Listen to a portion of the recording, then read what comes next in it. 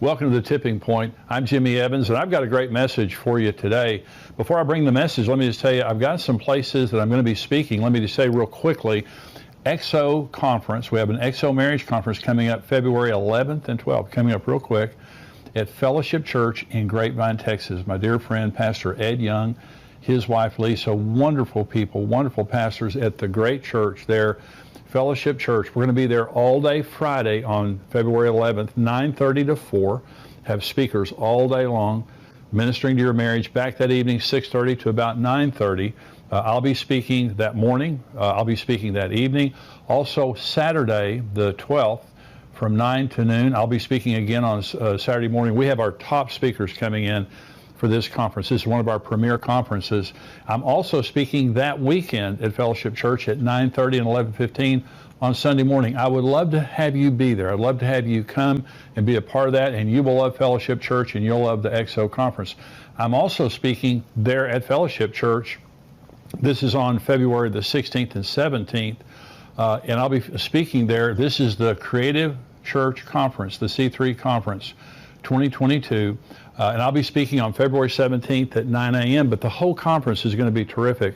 Just go on their website there, and you'll be able to see, Fellowship Church website, you'll be able to see the conference and sign up for it. We also have our XO Houston Conference coming up February 18th and 19th, and I'll tell you more about that next week. But that's coming up at Grace Church Houston. Pastors Garrett and Andrea Booth, wonderful people there. That's xomarriage.com/conferences, all day Friday till noon on Saturday, the same way. And so I'll also be doing an end time series with Pastor Ed Young at Fellowship Church. It's called When the Levee Breaks. And Pastor Ed will be speaking twice. I'll be speaking twice. I'm speaking on February 27th and March 13th. And if you haven't heard Pastor Ed Young, he's a phenomenal speaker. And he's going to be speaking on the end times, and I will also for that series. And you can go to fellowshipchurch.com to get more information. But we've got a lot of great things coming up. I hope that you'll be able to be a part of some of those events. Now, the message I have for today is called Overcoming Expectations for 2022 and beyond. When I say overcoming expectations, I mean setting our expectations to overcome the times that we're living in, okay? And this is critically important because of the severity of the times that we're living in. Depression and suicide and mental health problems are an epidemic, and we know that. And so young people are suffering probably more than any other group of people. And one of the reasons for this is because this is the most prophesied about period of time in human history. You know, about a third of the Bible's prophecy. Most of it relates to the times that we live in because it is going to be the worst period of time in human history. Mark 13, Jesus said, "In those days there will be tribulation, such as not been since the beginning of creation, which God created until this time, nor shall ever be, nor ever shall be. And unless the Lord had shortened those days, no flesh would be saved. But for the elect's sake, whom he chose, he shortened the days." And that's talking about the tribulation period of time when about 3/4 of the earth's population dies. And Jesus said they'd all died if God hadn't shortened the days. So this is going to be the most severe time in human history. Now, as believers, we're going up in the rapture. We're not going to be here for the tribulation. But listen to what Jesus said in Luke chapter 21. "There will be signs in the sun, moon, and the stars, and on the earth distress of nations with perplexity, the sea and the waves roaring. Men's hearts failing them from fear and the expectation of those things which are coming on the earth, for the powers of the heavens will be shaken." Powers of the heavens will be shaken. That's talking about demonic powers. There's going to be a demonic war that's going on. But Jesus said, men's hearts failing them from fear. The word is phobos in the Greek. It means terror. It means fear. It means terror. It says literally men's hearts failing them. And this is what we're seeing. We're seeing the depression, the mental health problems, the demonic attacks. This is a time that we need to be in Jesus, that we need to have the full armor of God on. I want you to know that Jesus gave us all authority over the power of the devil, that we can overcome him at any point in time, but we have to be equipped. We have to know the battle that we're fighting and understand this isn't just an issue of the world and the nations and the weather and those things. It's an issue of demonic powers being shaken. There's a demonic battle that's going on. And so the way that we think in these days is critically important. Let me say it this way. Wrong expectations in these days can be fatal. Jesus said, men's hearts failing them from fear and the expectation of the things that are coming in the world. But see, the beauty of Bible prophecy is it tells us what's about to happen. So it's encouraging. When you hear Bible prophecy properly taught, it's going to encourage you. It's going to leave you encouraged. Now, we're all sobered by the days that we're living in, but the times that we're living in are contextualized by end times prophecy. And Jesus said, when you see these things begin to happen, hey, look up. Lift up your head, your redemption draws near. So we're not getting depressed because of the end times. We're getting encouraged because the signs of the times that we're looking at, they show us some very, very specific things. So here's the twofold importance of end time prophecy in our day. And the first is prophecy protects our expectations from fear and doomsday predictions. There's doomsday people out there right and left telling us that COVID, the worst of COVID is coming. I read in the news this morning there's a new strain of SARS virus that's supposed to be more contagious and more deadly and all that kind of stuff. I just got over the Omicron version of COVID, and it wasn't that bad. But they were saying when it was in Africa on its way to America, this was going to wipe everybody out, and it's the worst thing ever happened, all that stuff. So if you listen to the doomsayers, you're just going to get depressed. It can be overwhelming. I mean, it can literally be overwhelming. People are committing suicide because of the expectation of the things that are coming, and they're just overwhelmed with COVID. They're overwhelmed with the economy. They're overwhelmed with the things that are happening in the world, the violence, all the wars and rumors of war that are going on. So let's set our expectations. Okay, let's just in case you haven't just really thought about it, I want you to set your expectations for 2022. Okay, so I want you to set your expectations related to the economy. The economy, the stock market is doing some really crazy stuff right now, and I think it dropped 1,000 points last week in one day, which was the largest drop that it had this earlier in the year, I believe, in history. And so here's what Jesus said about the economy. Again, this is so comforting that Jesus told us these things, as it was in the days of Noah. So it will be also in the days of the Son of Man. They ate, they drank, they married wives, they were given in marriage, until the day that Noah entered the ark and the flood came and destroyed them all. Likewise, also as it was in the days of Lot. They ate, they drank, they bought, they sold, they planted, they built. But on the day that Lot went out of Sodom and Gomorrah, it rained fire and brimstone from heaven to destroy them all. Even so will it be in the day when the Son of Man is revealed. Now, this can't be at the end of the tribulation, okay? Because the earth is a smoldering ruin. 3/4 of the earth's population is dead. No one's buying, no one's selling, no one's marrying, no one's planning a building. It's the end of the world. And so this is a time when Jesus is revealed to the church. This is a period of time when the rapture happens and it's business as usual. There is an economy. So will there be ups and downs in the economy? Yes, but I'm just saying, all the financial doomsayers and stuff out there, don't listen to them. Jesus Christ told you there's going to be buying and selling. There's going to be an economy. There's going to be planning and building and marrying, giving in marriage. And so those things relate to hope. There's hope for the future. You think there's going to be a future. In other words, in the days of Noah, they thought Noah was a nut and the world would never end. In the days of Lot, they thought that Lot was a nut and that the world would never end. But there was an end. And that God came and took the righteous out, and then he judged the unrighteous. Now listen, for the unrighteous, there won't be an economy. For part of the tribulation, there's going to be an economy. We know the Antichrist is going to rule the world through the mark of the beast and all that kind of stuff. That's during the tribulation. We're not here. But I'm saying, as a Christian, you just need to understand the world is not going to end. There's not going to be the bottom drop out of the economy. The way that many people say there will be. There will be an economy. There may be some bumps and bruises, ups and downs, but there's going to be an economy. The other thing is the tribulation. People telling us we're going to go through the tribulation. This is Jesus, Matthew 24. As it was in the days of Noah so also will be the coming of the Son of Man. For as in the days of Noah before the flood, they were eating and drinking, marrying and giving in marriage until the day that Noah entered the ark, and did not know until the flood came and took them all away. So also will the coming of the Son of Man be. Then 2 men will be in the field.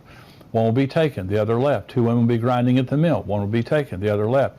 Watch therefore, for you do not know what hour your Lord is coming. And he's saying there that there's going to be, like the days of Noah before the flood. And in that day, 2 men will be standing in the field, one taken, one left. That's the rapture. That's the selective rapture. This is 1 Thessalonians chapter 1.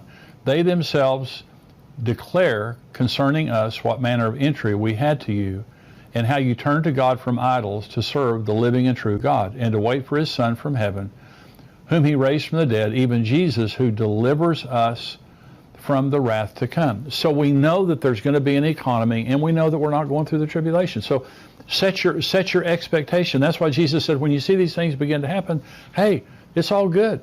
Your redemption is drawing near. Here's another thing that we need to set our intentions on, our expectations on.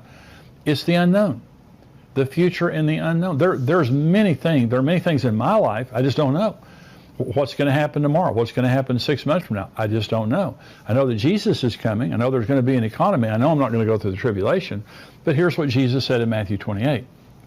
Jesus came and spoke to them, saying, all authority has been given to me in heaven and on earth. Go, therefore, and make disciples of all the nations, baptizing them in the name of the Father and of the Son and the Holy Spirit, teaching them to observe all things that I have commanded you. And lo, I am with you always, even to the end of the age. Okay, so Jesus is talking about the end here, and he's saying, I've given you authority, I'm giving you a mission, the Great Commission, to go out and make disciples of all the nations, and I will be with you always, even to the end of the age. Okay, and so I may have told this story before, but I'll tell it again. It was about a trip that Karen and I took. I think it was our 35th anniversary, and I had a bad year. I just had a hard year.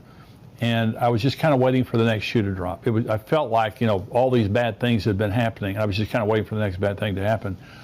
And Karen and I were on the plane, and on the airplane, headed to Hawaii for our anniversary. And Karen reached over and patted me on the hand and said, are you okay? And I said, no, I'm not okay.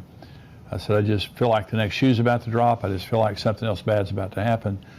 And she was real comforting. And I sat there, and, kind of looking out the window, and I heard the Lord say this to me. Fear is expecting the devil to move. Faith is expecting God to move. And I think some of you need to hear that word today, is that you get so beat up that you're conditioned that something bad is going to happen, and you actually are expecting something bad to happen. That's the way I was. And the Lord, he completely changed the next year and that trip. That would have been a terrible trip if that wouldn't have happened. But the Lord just told me, Jimmy, fear is expecting something bad to happen. Fear is focusing on the devil. But faith is focusing on God. And what God said to me is, expect me to move. Stop waiting for the devil to move. Expect me to move. Focusing on God. See, I am with you always. He's talking to you. He's talking to you personally. I am with you always, even to the end of the age. See, I don't know what's going to happen tomorrow, but I know God's going to be with me. I don't know all the answers to the unknowns. And the devil will come and try to stir up something and say something bad's going to happen, and this person's going to do this to you, and you're going to lose your money, and you're going to lose your job, and this and this and this. That's just the devil. God is going to be with us. Here's what David said in Psalm 23. Yea, though I walk through the valley of the shadow of death, I will fear no evil, for you're with me. Your rod and your staff, they comfort me. This isn't the valley of the shadow of a hangnail or a headache. This is the valley of the shadow of death. And David said, I'm not going to have any fear. You're with me. Okay? Psalm 16. I have set the Lord always before me. Because he is at my right hand, I shall not be moved. I have set the Lord always before me. What that means is everything I see through a God filter. If I see a giant over here, I put God between that giant and me, and I remind myself that God is here. And that giant is not bigger than my God. He may be bigger than me. He's not bigger than my God. Okay, and so fear is reality minus God. It just means I see the giant, I just don't see God. Faith is reality plus God. So when the 12 spies went into the promised land, 10 came back and gave a bad report. And they said, those giants in the promised land are so incredibly big that we're like grasshoppers compared to them. Okay. Joshua and Caleb came out and they said, those people will be our prey. God has removed their protection from them. Here's the difference. The 10 spies looked at the giants and compared the giants to themselves. Never saw God. Joshua and Caleb went in and compared the giants to God. And see, I heard someone say this one time, stop telling God how big your mountains are and start telling your mountains how big your God is. It's just all perspective. This is what I'm saying. Set your expectations for 2022, and I'm saying God is going to be with us. There's going to be an economy. We're not going through the tribulation. Regardless of what anybody says to you, good things are going to happen to us. We are not like everyone else. We have a God, and He is a faithful Father. He is a faithful Lord. He promised us, I will be with you always, even to the end of the age. Okay, so we're going to set our expectations. But so prophecy protects us from wrong expectations and doomsdayers. Prophecy also promises us incredible blessings to excite our expectations. See, it's the opposite of just not being full of dread. I should be excited. So let me talk about the marriage supper of the Lamb for just a minute, because this is what's coming up. When the rapture happens, I believe that we're living in the days just prior to the return of Jesus. I'm talking about the rapture of the church. To me, is the most incredibly exciting thing in the entire world. I answered a question a few weeks ago about young people who don't want Jesus to come. My twin granddaughters and my 14-year-old granddaughter, at Christmas we had a conversation, and they all love Jesus. They believe in end times. And they said, we wouldn't mind Jesus waiting, for a while. And so we can get married, so we can graduate, so we can have babies. And I think that's completely understandable. I really do. I think I'd be exactly the same way. But I can tell you this, when Jesus comes, we're going to enter into a marriage supper of the Lamb that is the most exquisite event in the universe. And we're going to be there for 7 years, and we're going to see Jesus face to face. And we're going to be in His Father's house, which is the most incredible building described in Revelation 22 and 21 and 22. We're going to be with Jesus for all of eternity. And I can tell you this, no one who sees Jesus' face and no one at that wedding will ever look back to this earth in regret or wanting to go back. Remember Jesus said, remember Lot's wife? When He was talking about the end in Luke 21, He said, remember Lot's wife? Lot's wife fell in love with the world, and her focus was on the world. And the angels came to get Lot and his family out, but she loved the world more than she loved God. And she loved the world more than she loved righteousness. And she turned into a pillar of salt. And Jesus said, remember that woman. This is not her home.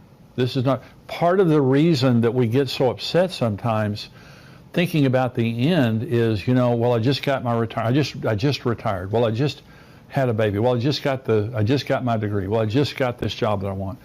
We don't live in, this is not our home. It can never be our home. I mean, even if Jesus doesn't return, we're going to die. I mean, mortality rate's 100%. Everybody's going to die if Jesus tarries. This is just a very temporary place for us. That's our home. And it's incredible. What Jesus describes is incredible. This is John 14, where Jesus is talking to the disciples about marrying them and us. He says, let not your heart be troubled. You believe in God, believe also in me. In my Father's house are many mansions. If it were not so, I would have told you. I go to prepare a place for you. And if I go to prepare a place for you, I will come again and receive you to myself, that where I am, there you may be also. And where I go, you know, and the way you know. Thomas said to him, Lord, we do not know where you are going, and how can we know the way? Jesus said to him, I am the way, the truth, and the life. No one comes to the Father but through me. Now, to the Western mind, when Jesus is talking about in my Father's house are many mansions, to the Western mind, that's just, well, what are you talking about? But to the Jewish mind, they knew exactly what he was talking about. The disciples knew exactly. He's explaining a wedding. And so Jesus said, in my Father's house are many mansions. I go to prepare a place for you. See, in a Jewish wedding, the groom left his father's house with a bride price. And he came to the bride's house and he paid the price for the bride to her parents. And he sat down with a glass of wine with the bride and her parents. They had a glass of wine. This is when they were legally betrothed. They didn't consummate it for about a year, but they were legally betrothed at that point. And the groom would say to the bride, I won't drink of this glass again, this cup again, until I drink it with you in my Father's house. That's what Jesus said to the disciples at the Last Supper. Then the groom went back to his father's house and built a huppah, a place for his bride. And his father had to inspect it. It was typically about a year later. And his father would say, the groom would say, Father, is it time? And the father would say, it's not time. Father, is it time? It's not time. Then he would finally say, Father, is it time? The father would say, it's time. Go get your bride. So the groom and his party would come down the street, typically around midnight, blowing trumpets and yelling, the voice of an archangel, the trumpet of God, is what 1 Thessalonians 4 says. And they would come down the street. The bride wore her wedding gown to bed. The attendants of the bride wore their wedding clothes to bed. She had to be ready immediately. Okay, this is why Jesus said, "Watch therefore. You don't know what hour he's coming." So she had to be ready. So when he came down the street, yelling and everything, she had to get up and get herself ready in just a matter of minutes. And then he took her back to the Father's house. Okay. Now, by the way, the bride's price that Jesus paid for us was his life. And he told the disciples, "I'm going to my Father's house to prepare a place for you. And I'm going to go and I'm going to return." This is the promise of Jesus, that he's going to return. And he said, "I'm going to return and I'm going to take you to myself. I'm going to receive you to myself." That's a very important word. That where I am, you may be also. Listen, Jesus said, 2 men taken. In that day, there will be 2 men standing in a field, one taken, one left. Then John 14, he says, "I'm going to receive you to myself." That's the word paralambano. In both cases, the word taken is the word paralambano. The word receive in John 14 is paralambano. This is receiving us unto himself to be married to him for all of eternity. And I'm saying to you that is the bride. We are the bride of Jesus Christ. That's who you really are. You're not a plumber. You're not a stay-at-home mom. You're not a truck driver.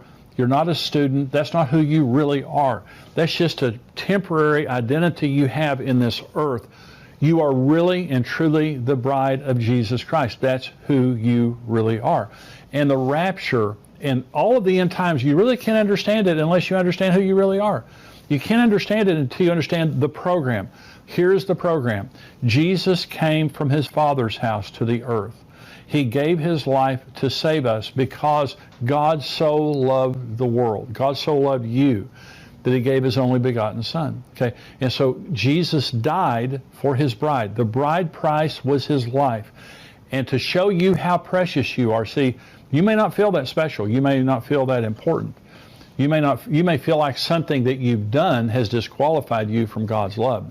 That's why God loves us based on grace and not the things that we've done. I'm telling you right now that God is madly in love with you. He's madly in love with you enough to give the life of his Son. And he's madly in love with you enough to live with you forever and to make you his wife. Okay. In Revelation 19, it talks about the marriage supper of the Lamb has come and his wife has made herself ready. Today we're his bride. But when Jesus comes and we go to the marriage supper of the Lamb, we become his wife. No more sorrow, no more tears, no more death, no more weakness, no more frailty, no more devil. We have authority. We have perfect bodies. We're at home with Jesus. We have a mansion in the Father's house. Can you imagine? The average Jewish groom would spend about a year building the place for his bride. Jesus has been there for 2,000 years. Can you imagine how exquisite the house that we will have in heaven will be? And I'm just saying to you, we have a lot to look forward to. Set your expectations on God. Set your expectations based on what the Bible says, and don't let anything you see on the news talk you out of it.